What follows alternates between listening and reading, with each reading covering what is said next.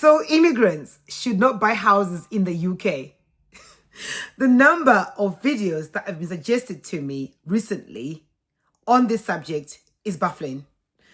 I think what's even more surprising is these videos are done by immigrants ourselves. I think the problem is I entertained one video or somebody who was talking about this, and YouTube very graciously thought, well, looks like Sandra likes this kind of content, so every now and again we're going to be bombarding her with this information.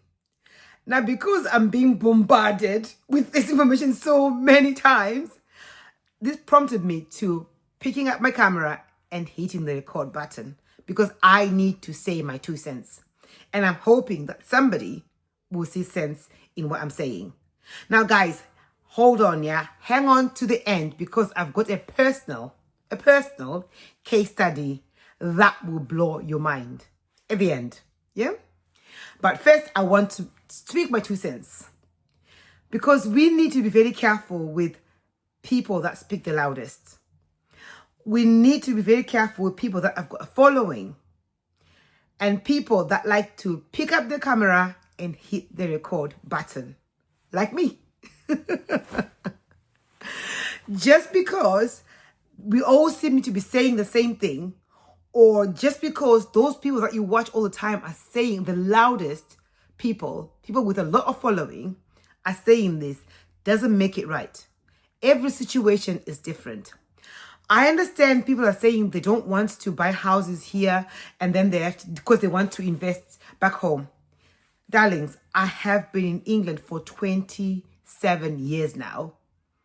And the number of people I met, especially in the first few years, who were saying they want to go home in 5 years, in 6 years, in 10 years, and are still here.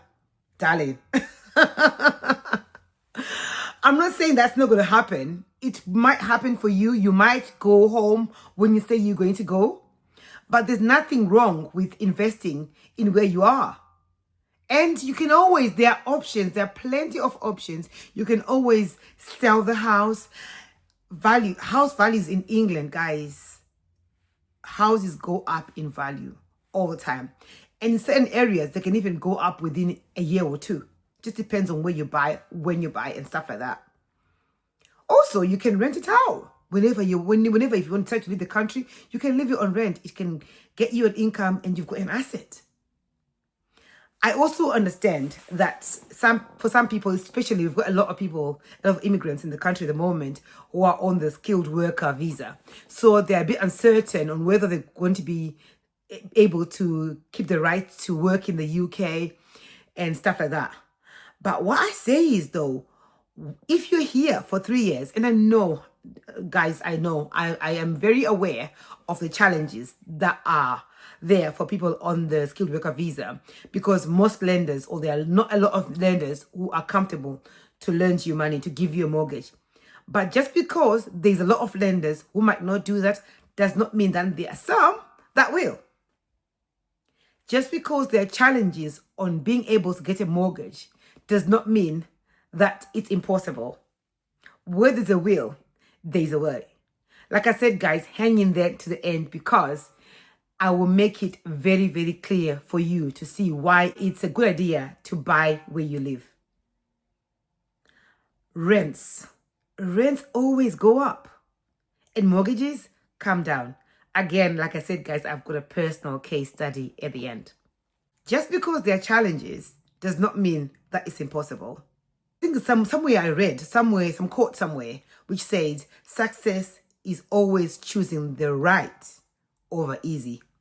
It's easy when you hear all us loudmouths out there saying, don't buy houses, it's a hassle. Oh, when a boiler goes, you have to pay for it. How many times do boilers go? Okay, guys, I probably am doing myself a disservice, but don't worry about me, because I am a landlord.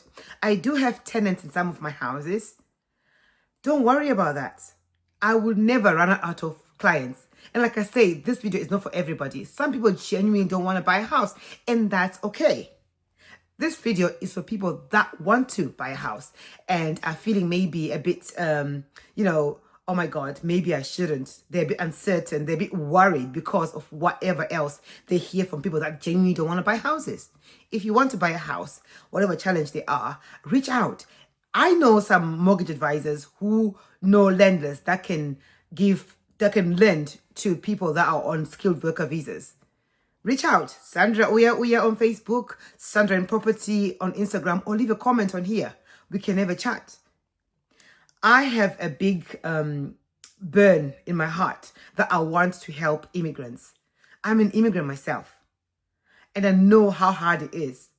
I know when I first went into property, it wasn't as difficult as it is now. I understand that. But you know what? What you're seeing is difficult right now will not necessarily be the difficult bit in the future. Again, I will make it very, very clear in my case study. Oh my God. But anyway, yeah, I've got a burning desire to want to, to put us immigrants on a bit of a higher pedestal because we've got so much potential, but we tend to like to look down upon ourselves, or even like the people that have got that kind of influence to possibly try and help that or encourage that are there trying to pull us down, saying, no, don't buy a house, rent. Darlings, rents go up all the time. I will tell you that because I've got firsthand. I am a landlord, like I said, and my rents go up. Sometimes I even feel sorry for my tenants and I won't get them up every year or so. But most landlords do. Every year, they put it up maybe by 5%, by 10%. So rents will always go up. You are putting your money in a property that somebody else owns. You're helping them pay their mortgage and you're helping them obtain the asset and keep it, and have you're probably helping them sustain their lifestyles. So, okay, I know now you need a lot of money. Some lenders will say you need about 20% from what I hear and stuff like that for deposit. And I know money is not easy to save because we've got a lot of, external issues. We've got black tax. We've got all this kind of stuff that we have to do. We've got kids. We've got responsibilities. So I know it's not easy to save it. But if you can, when you've got a target and you say, okay, fine, do whatever you need to do. If you need to do extra shifts, if you need to pick up a side hustle, if you need to do whatever it takes and put some money aside and have that asset. Not waste your money. Throw it. To me, I look at rentals as people flushing their money down the toilets. Don't do that. If ever you think I'm not going to buy a house because the boiler might pack in, boilers last for about 10 years, darlings. There are things called insurance. You can insure your drainage pipes and all that. You can insure your boilers. Do you know what I mean? There's always a way around it. And so you're saying, well, for that reason, I'm not going to be owning a house. Sweetheart, that's not a very good way of thinking. Reach out to people that know what they're talking about and they will help you. Right. I know I promised you of a case study, a personal case study at the end of the video. Now, here it is. On the screen is my very first house, the first house I bought in the UK. I bought this house in 2006, September 2006. I bought this house for £87,000. And yes, you're going to tell me, oh, houses are not that much, that little anymore and all that. I understand that. Work with me, yeah? There's a reason why I'm saying it, like I said. Houses follow a trend. When I bought my house for £87,000, I was having older people or people that were in the game for a long time telling me they bought their houses for £10,000. And I was thinking, wow, buying a house for £10,000, I'm paying £87,000 a year. That's a lot of money. To me at that time, it was a lot for buying a house, comparing myself to those people that bought a house for £10,000. But look at me now. A house anyway, let's continue, right? So I bought this house for £87,000 on 110% mortgage. Meaning, after I had my keys, I completed on the house, I had $8,700 in my account to furnish the house and to fix it if I needed to fix it. Bearing in mind, guys, this house was recently renovated. That's why I went for it. And also, I already had my own furniture. I was renting with my friend Pele. Actually, I think what I'm going to do is I'm going to talk about this house as the value of the house first. And then I will talk about the rental aspect after that. So I bought this house for 87,000. The person who bought this house in 2001, the person I bought this house from, bought this house for £36,000 in 2001.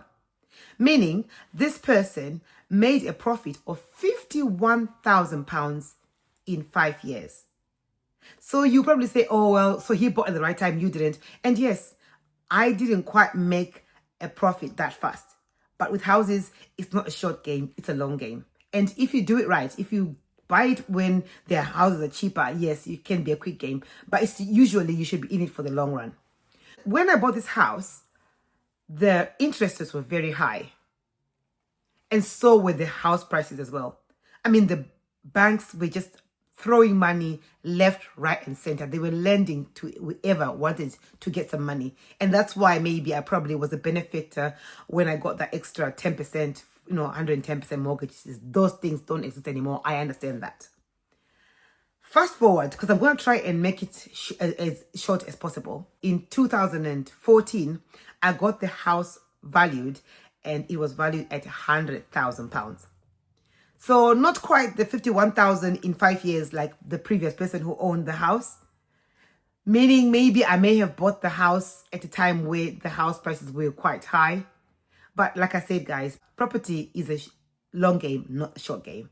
So I wasn't that bothered. I was actually happy that I at least had a 13,000 uplift in the capital appreciation. Not to mention, I was paying a capital repayment mortgage, meaning I was paying interest, and I was also paying towards paying the house off.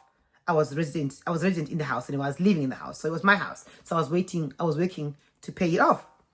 Fast forward again from 2014, I got the house revalued in 2018. And the house was valued at 120,000. Right? Fast forward to a month ago, I got the house revalued, and it was valued at £180,000. I'll say it again, £180,000. The house is more than doubled in the 20 years that I've had it. Or 19 years, whatever you want to call it. Yeah?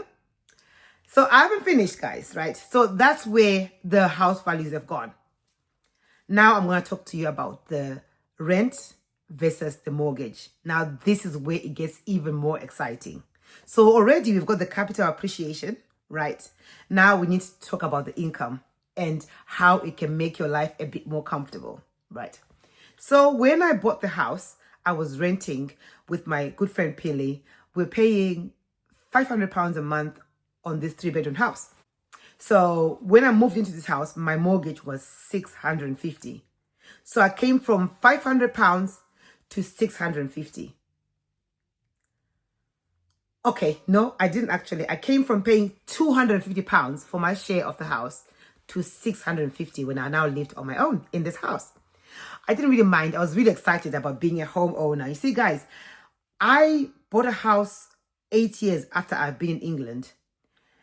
Mainly because all this time I was, you need to be careful about your network. Not that I'm complaining anyway, because I love my friends. But they were younger. They were the same, kind of similar age to me. So we were busy living our best life. So I too was also another influence on living my best life. Nothing wrong with that. However, I also got into this group of friends.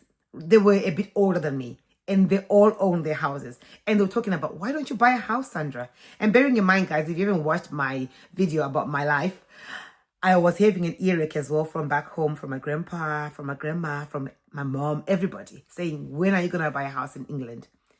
So that made me want to buy a house.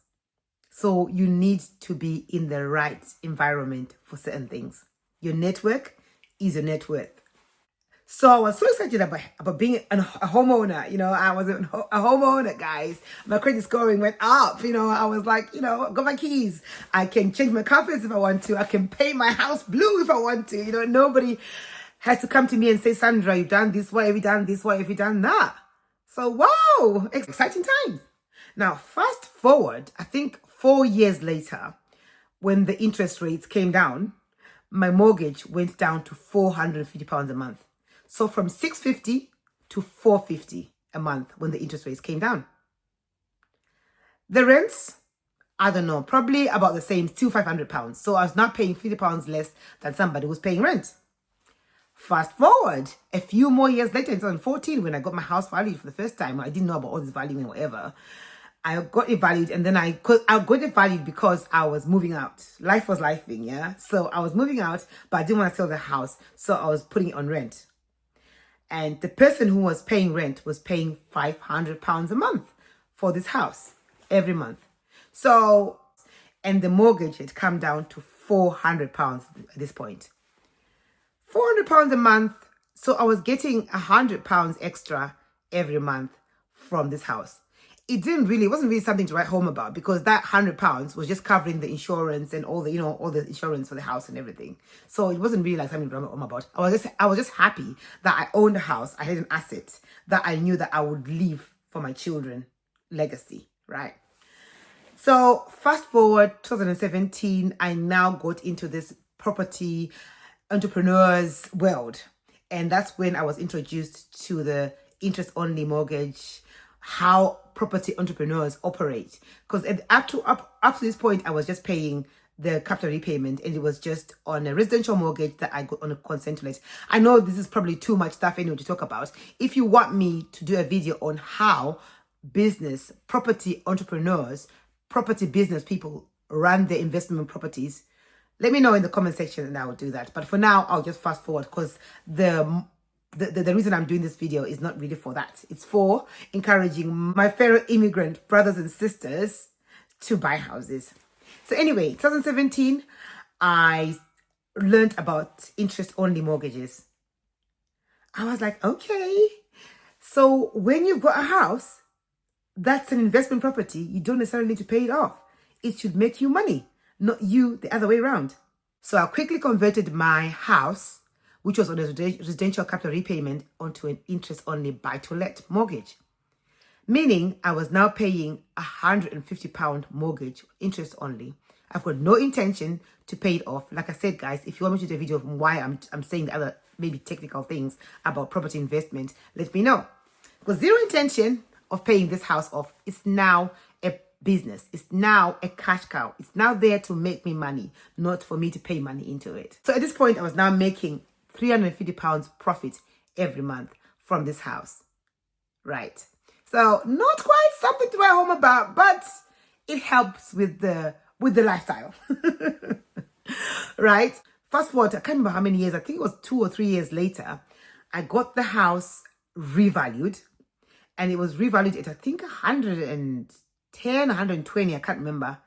And at this point, again, I was introduced to the idea of remortgaging houses. So I remortgaged, got money out of my house to use it to go and buy another property for buy-to-let while I still have this house. So now this house was birthing another property. Bearing in mind, I've also got another property that I live in. So now I've got, at that point, I had 2 buy-to-lets, giving me a rental income. And the second one was birthed from the first one. And also, at that time, the interest rates went really, really low. Up to a point where even though I borrowed money, I took money from the house, my interest rate, my mortgage payments, my interest-only mortgage payments are still low. This happened about 4 years ago, because this mortgage, the new mortgage, was 5 years long, and I'm paying £150 a month interest only on this house. Fast forward, because obviously, like I said, guys, the rentals always go up. I then got a tenant in there who was paying me £1,100 a month, I think about 2 years ago. So at this point, I was paying £150 a month on the mortgage, but getting paid £110 a month. Meaning I was making a profit of about £900 a month from this house. That's not all, guys. I then discovered this world of service accommodation Airbnb properties. So when the tenant moved out, I converted that house into an Airbnb property. So I'm still paying £150 a month on interest-only mortgage. and I am making thousands a month on this house that I purchased 20 years ago.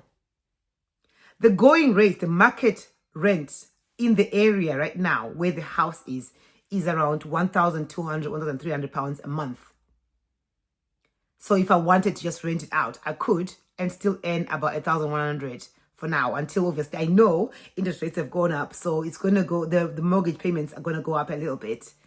But at this point, if I was to rent it out, I would be making over £1,000 a month on this house.